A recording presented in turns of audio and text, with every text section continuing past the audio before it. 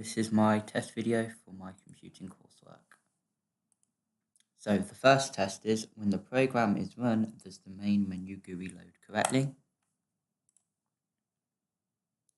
Yes, it does, in the middle of the screen with 4 options at the top and the picture correctly drawn.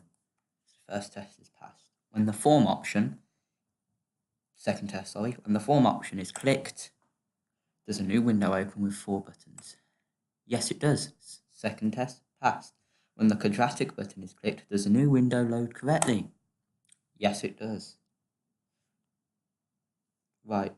When 1 and 2 are entered and the form button is clicked. Third test. When nothing is in the text field and I click form, what happens? We expect it to tell the user to input a rational number, which it does. Fifth test, when 1 and 2 are put in the text field and form is clicked, we expect the quadratic x squared minus 3x plus 2 to be formed, which it is.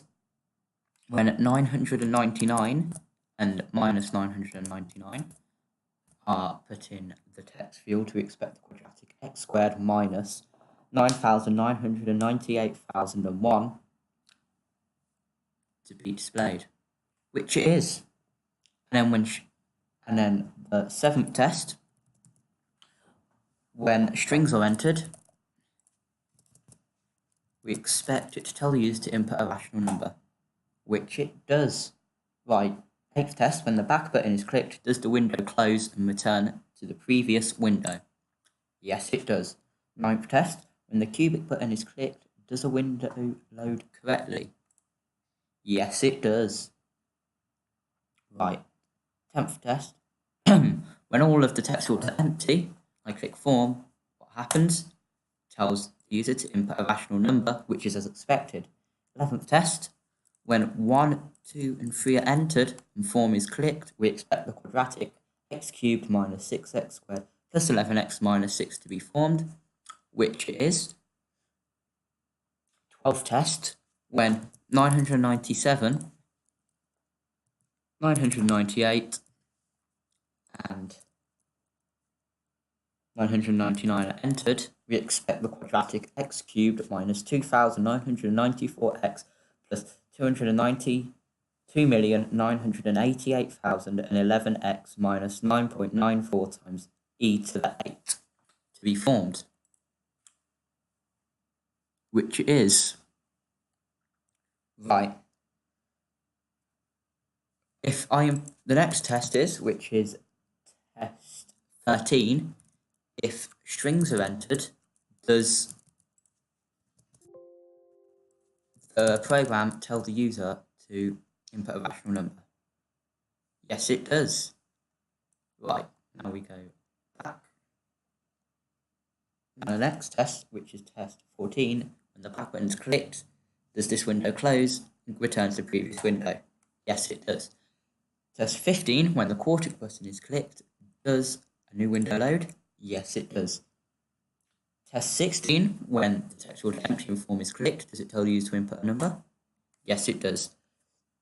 Test 17, when 1, 2, 3, and 4 are entered, does it form a quartic correctly?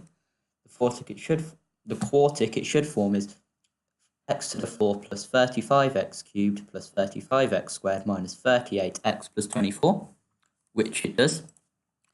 The next test is to see if the quartic is correctly formed when 998 minus 999 here, minus 998 and minus 999. Now, the quartic we expect to be formed is very large. It is x to the 4 minus 1,994,005x cubed minus 1,999,005x squared plus 9.96 times e to the 8x plus 9.94 times e to the 11. And form. Yes, the correct quartic is formed. Now test number 19 is what happens when we input strings. It should tell the user to input a number. Let's see. form? Yes, it does. Test 20, when the back button is clicked, does it return to the previous window and close this one? Yes, it does. Test 21, when the menu button is clicked, does this window close and return to the main menu? Yes, it does. Test 22, when the solve option is clicked, does the solve window load correctly? Yes, it does.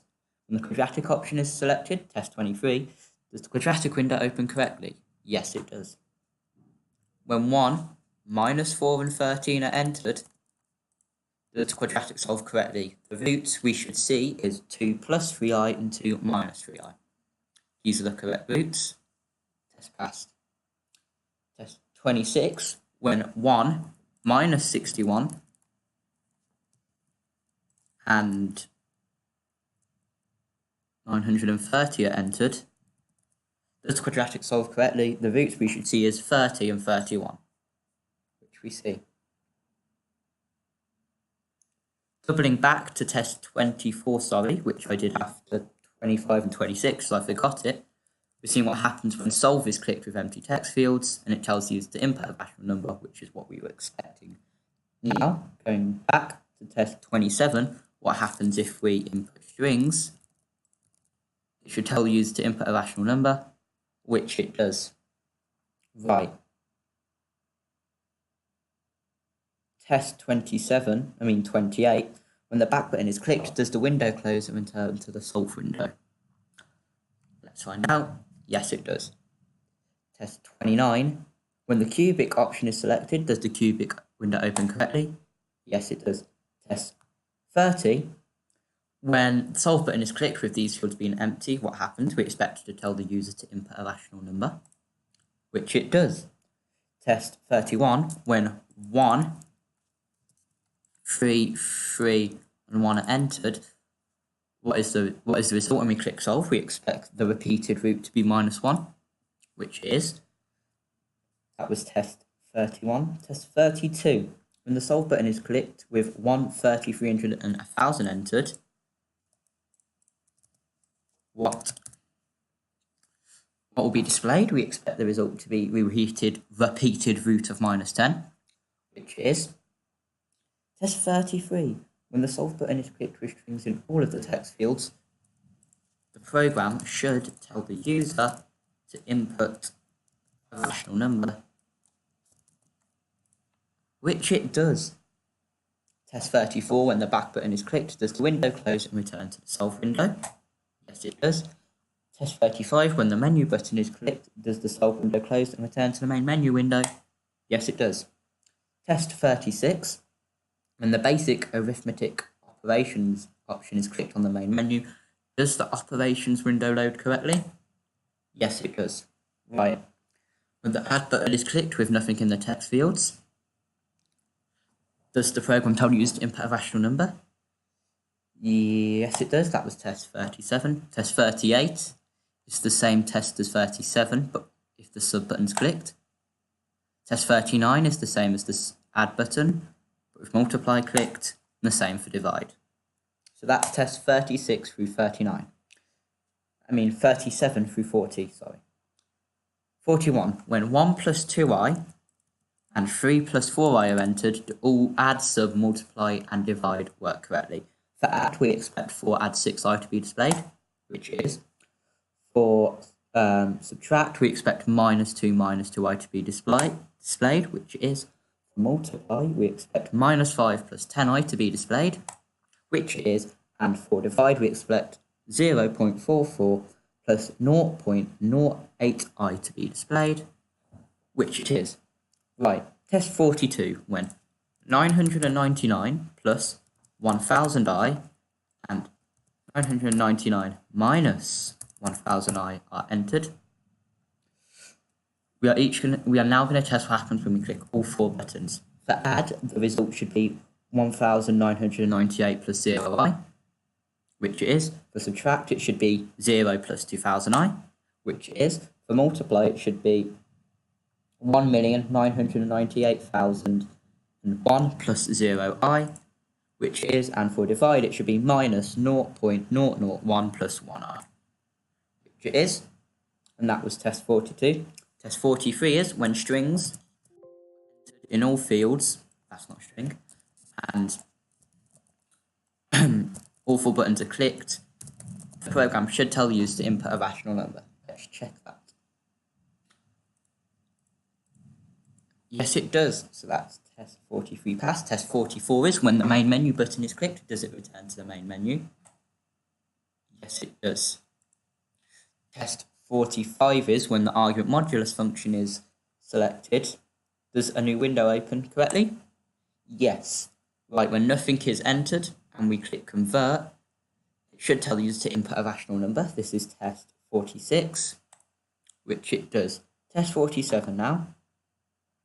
When 2 plus 2i is entered in the text field and the convert button is clicked, does the program calculate the modulus and argument correctly and it display it correctly in the labels? We are expecting that argument to be 0.7854 and the modulus to be 2.8284,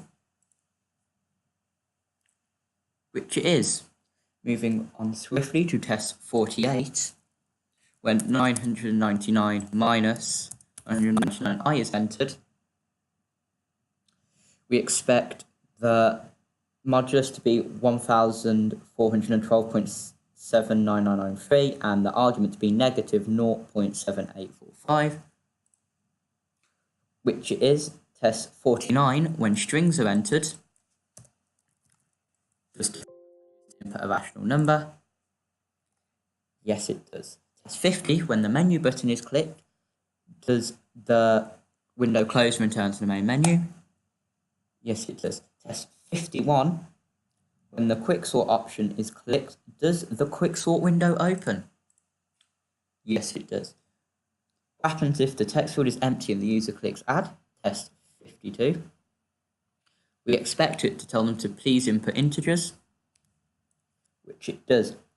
Test 53, when 5 is inputted and added to the list, we expect it to display the list with 5 now in the list, which it does.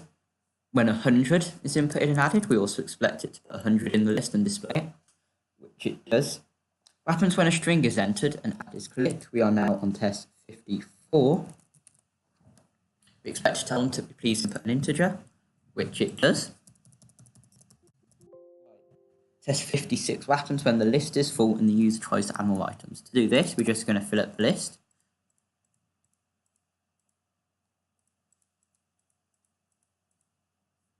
And as you can see, once the list reaches match size, it says, sorry, the list can only have 15 items in it. So test 55 is passed. Test 56, no, that was test 56, sorry.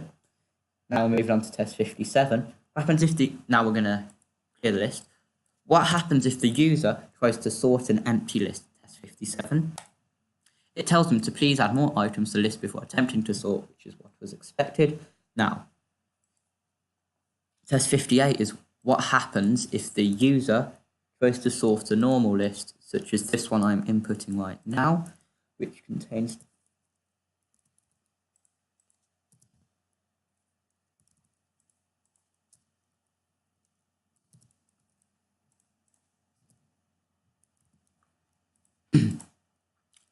and 4.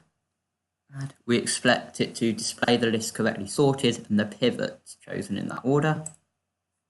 Let me just check. That is the correct pivot, correct pivot, correct pivot. List after is in order. So test 58 is passed. Now test 59, when the menu button is clicked, does the quicksort window close and return to the main menu? Yes, it does. Test 60, when the bubble sort option is clicked in the main menu, does the bubble sort window open? Yes, it does. Test 61, what happens if the text field is empty and the user clicks add? We expect it to tell them to input a number, which it does. Test 62, when 53 is entered and add is clicked, it should update it and add it to the list and display it, which it does. When 0 is entered and add is clicked, we expect it to add 0 to the list, which it does. What happens if we enter a string? We expect to tell them to enter a rational number, which it does. Right, test 65, when the list is full, what happens? Let's add until we reach max size. And it displays list at max size, which is what to be expected. Right. What happens if the user tries to sort an empty list? We expect it to tell them that they should add more items to the list before attempting to sort, which it does. Test 67. What happens if the user tries to sort a normal list? 6. I'm just going to add the elements. 9. 51. 35. 5. 19. And 2. It should show it correctly after each sort, so we'll do the first sort. It shows the list before the sort and the list after. Yes, that is correct after the first one. That is correct after the second sort. After the third sort, it is also correct. Correct after the fourth sort. After the fifth sort. After the sixth sort. And after the seventh sort. So, test 67 is passed. Test 68, when the main menu button is clicked, does it return to the main menu and closed window? Yes, it does. Test 69, when the merge sort option is clicked in the main menu, does the merge sort window open? Yes, it does. What happens if the text field is empty and the user clicks add? We expect it to them to input an integer, which it does. Test 71, when 44 is entered, is it added to the list and displayed? Yes, it is. Test 72, when 100 is inputted and add is clicked, does it add 100 to the list and display it? Yes, it does. Test 74, what happens when the list is full and the user tries to add more elements? It tells them the list is at max size, please clear the list before adding more items, which is to be expected. Now, that was test 74. Now, I'm going to go back to test 73 because I forgot to do that one like a muppet. So if we try to add a string to the list, it tells them to please input an integer, which was to be expected. Right, test 75. What happens if the user tries to input an empty list? We expect it to tell them to add items to the list, which it does. Test 76, what happens if the user tries to input a normal list, which is, let me just add the items to the list now.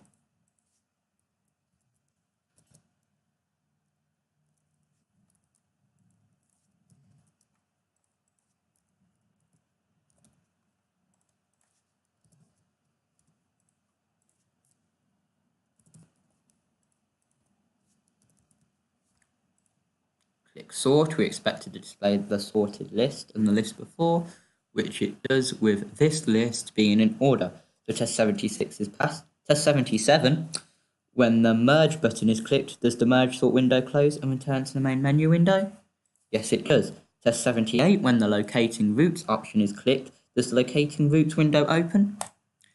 Yes, it does. Test 79, when there is nothing in the text fields and no option is selected, and OK is clicked, what happens? We expect it to output please input a rational number, which it does.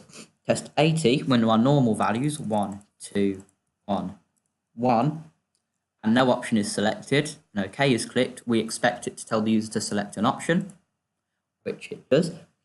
Test 81, when inputs 1, 2, 1, and minus 0.5 are entered, an iteration is selected, and OK is clicked. We expect one label to display 0, infinity, not applicable, not applicable, not applicable, as I have made this input specifically give me a math error, which has been handled. And the other should display negative 0.625,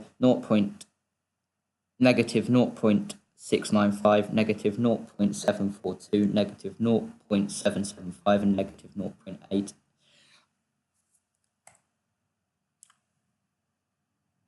Which it does. Now, moving on to test 82, what happens when 999 minus 999, 1,800 are entered? We expect one label to display 0.99, negative 0.00223, 400, negative 444.888, 0.98998, negative 0.00326, and the other to display 64,001.001, 4.09 times e to the 11, 1.678 times e to the 23, 2.815 times e to the 46, and 7.92 times e to the 92.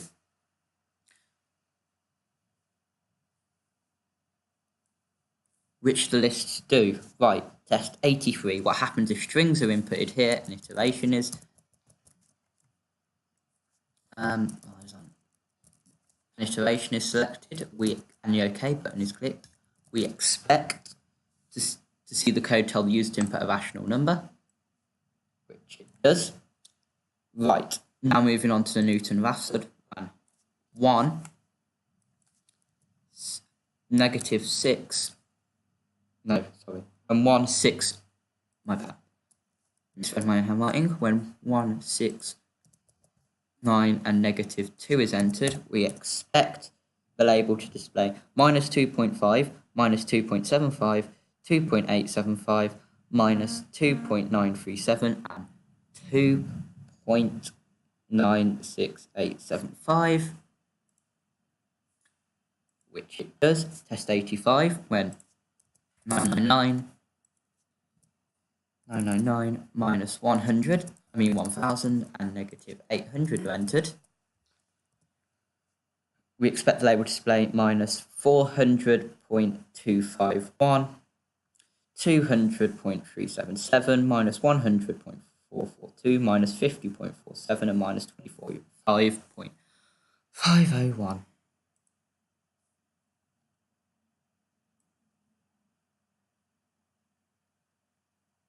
Which it does. Test 86. What happens when strings are input? We expect to tell them to please input an integer or decimal, which it does. So that test is passed. And the main test 87, when the main menu button is clicked, does the window close and return to main menu? Yes, it does.